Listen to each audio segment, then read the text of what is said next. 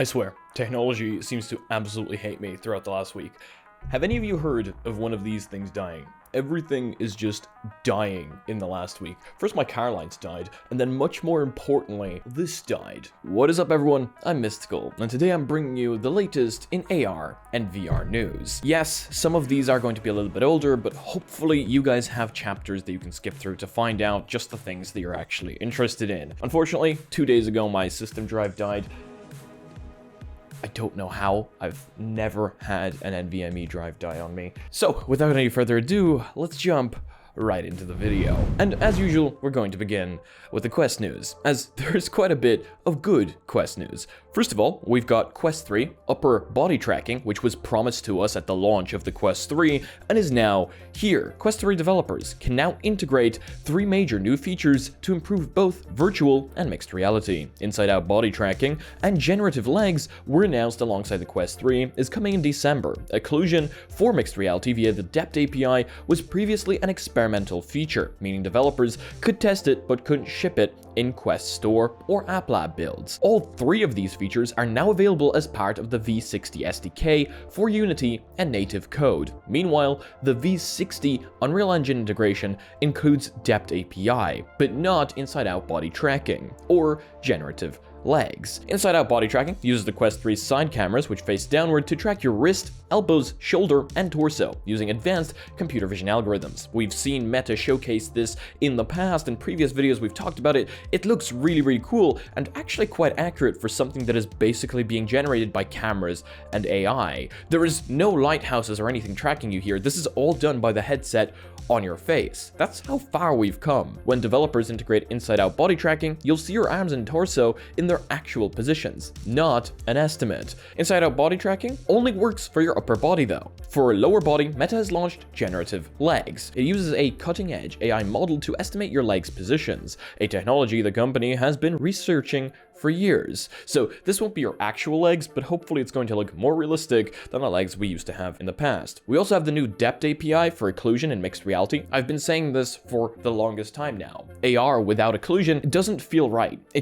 It completely ruins the immersion. So now, with actual occlusion in augmented reality, hopefully that will become a lot better, as objects that are actually in front of virtual objects will be shown in front of those virtual objects. Until now, in every mixed reality application, what we've had is the virtual object would always be in front of whatever your real life body was doing. So let's say you had a menu. Even if you moved your hand in front of the menu would still be in front of your hand. It was just annoying, to say the least, and again, ruined immersion. Steam Link has received a fantastic update that apparently improves its quality quite a bit, and Steam Link, again, is the application now launched by Valve on our Quest devices, allowing us to stream virtual reality games from our computers to the Quest wirelessly, without the need for any more applications, and without the need for even running Oculus software, meaning you're only running one piece of software on your PC. A lot of people have said this has greatly improved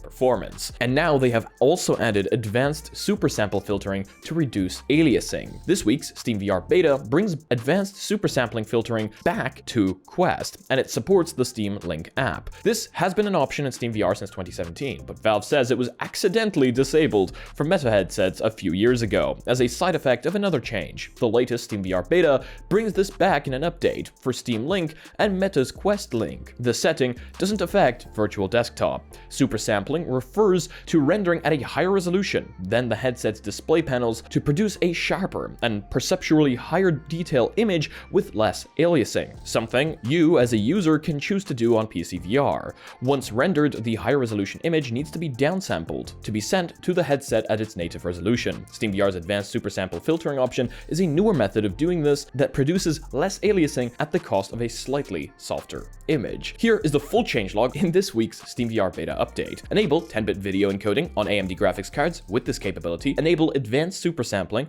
debug UI improvements, fixed an issue that made some networking lag worse than it should be by reducing the impact of stream resets in non-optimal wireless configurations, and allow connection to proceed even in network configurations without QoS support. So these are some pretty nice updates to the Steam Link app, and hopefully they will improve the quality of gameplay for those of you that are using it. it. This is one that I actually tried using a few days ago, but I tried using it wirelessly and it didn't work. And of course, now it comes out being wireless. Quest's uncropped PC casting 2.0, which you can enable inside Oculus Developer Hub or Meta Quest Developer Hub on your computer, now supports wireless Wi-Fi connectivity, which means that you can enable ADB over Wi-Fi and use casting 2.0 to capture the full display of your Quest, completely uncropped. It looks fantastic, and I have used it over wire, but I hate wires, so yeah. In case you want to capture, you know, full resolution, no cropping, no black lines, anything, just kind of like a fisheye lens view of what you're seeing, well, all you have to do now is ADB over Wi-Fi, connect it to Oculus Developer Hub, and you can now cast using casting 2.0. Xbox Cloud Gaming is now available on the Meta Quest. Most of you probably know about this at this point. It was pretty wild on YouTube when they announced it. So Xbox Cloud Gaming is now available on all Quest headsets. Last year's Connect conference saw Microsoft CEO confirm that Xbox Game Pass library is coming to the Quest through Xbox Cloud Gaming, letting you stream flat screen games from the cloud. Your Quest headset creates a larger screen while playing games through an Xbox controller. At this year's Meta Connect 2023, the company confirmed that it's coming to the Quest 3 this December, and here it is. So you can now play your Xbox Cloud Gaming games on a massive screen in front of you using your Quest. This has been actually possible for quite some time, just using the Xbox Cloud Gaming APK, which people have sideloaded to their Quest and have basically been doing this for the longest time. But in case you can't sideload, maybe you can't enable developer options, this is now available to you officially. And the supported controllers include Xbox controllers, PlayStation 4 controllers, and Nintendo Switch Pro controllers, while support for the PlayStation 5 controllers is planned in the future. Elite battery straps are back, so in case you don't know, Meta actually stopped selling these for a while as they all needed a firmware update in order to be able to charge the headset correctly. Well, it seems they have now fixed that issue, and the Elite battery straps are now back on sale. Meta is resuming orders of its Elite strap with battery for the Quest 3, which for now is only available direct from Meta. The company has yet to resume orders for the device through third-party vendors such as Amazon or Best Buy, as it seems the company is catching up to fulfill replacements made by existing customers who initially encountered faulty units. So I guess if you're in store for an official battery head strap, you can now resume your order. And hopefully, if you did send in for a replacement, you're going to get yours soon. The Pico 5 has reportedly been cancelled as ByteDance shifts focus to further out Apple Vision Pro competitor. The Information's Yuro Osawa reports today that the decision was made because the Pico 4 sales fell far short of ByteDance's expectations. Pico does plan to release a refurbished version of the Pico 4, however, Osawa writes, but he doesn't give any detail of what changes this new model will bring. ByteDance's main hardware focus now is the development of a high-end Apple Vision Pro competitor incorporating cutting-edge technologies, a product which Osawa reports is codenamed Swan. The Swan project is still largely experimental and conceptual though, Osawa writes, and there is no clear timeline for it to become an actual product. Can I just say that the Swan project just sounds like an incredibly cool codename? I don't know why, but it sounds so cool.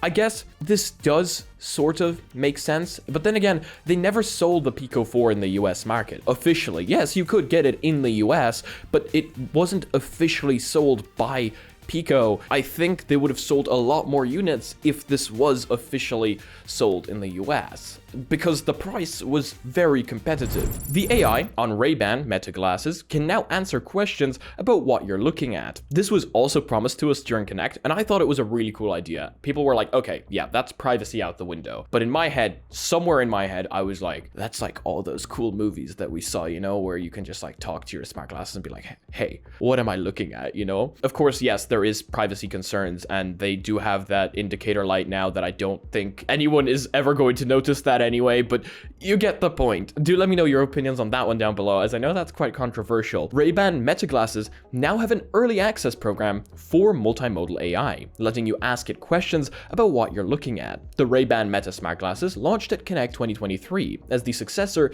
to Ray-Ban Stories.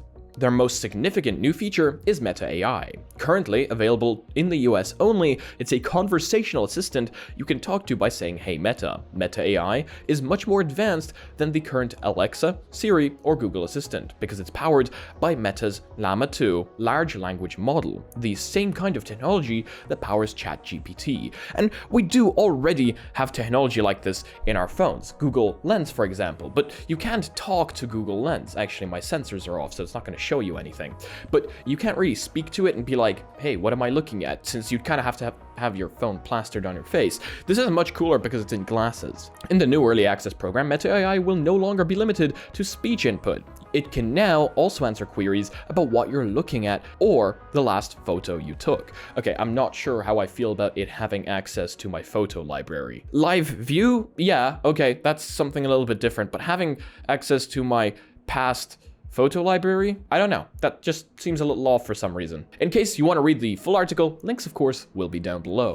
And finally, we're going to end this on a good note, as Black Friday 2023 saw the biggest ever revenue week for VR in the UK. Market research firm GfK's game boss Dorian Bloch told GameIndustries.biz, VR was in the spotlight over Black Friday 2023, and this was the biggest ever revenue week for VR in the UK. Compared to Black Friday week 2022, GfK estimates that headset unit sales increased by 33%, and headset revenue increased by 17%. Neither Meta Quest 3 nor PlayStation VR 2 went on sale on Black Friday week. Quest 2, however, saw its biggest discount ever. In early November, it was cut down to £250 until the end of December. And for Black Friday, it came with £50 credit, effectively valuing it at just £200. ByteDance's Pico 4 also saw its best ever deal on Black Friday weekend. It was priced at £260 and came with Green Hell VR, Warplanes, and Arizona Sunshine 2, together worth £80. This data doesn't break down the headset sales by model or even brand, but it does show VR as a whole, and this does go with what comments are saying. A lot of people in the comments think that 2023 was actually a very successful year for VR, and much more successful than previous years. Let me know your opinions down below. Is it because of the Quest 3 launch, or is it because of the titles that we got? But that is going to be it for today's video. Thank you all so much for joining me today. I hope you have a fantastic rest of your day or night, wherever you are in the world. And as usual, if you guys like this one, please do leave a like. If you disliked it, I guess this one works too. But let me know why down below. If you guys are not yet part of our community, check out our Discord and our Reddit down below, where I want to see you posting your spicy memes. And thank you so much to all the Patreons and anyone else supporting this channel in any way, shape, or form. You guys are amazing. Seriously, much love. Thank you so much, especially now when everything is breaking. Seriously. And as usual, if you guys want to be notified of content coming up on our channel, make sure to smack the subscribe button with you for hitting my balance in the next video. Peace.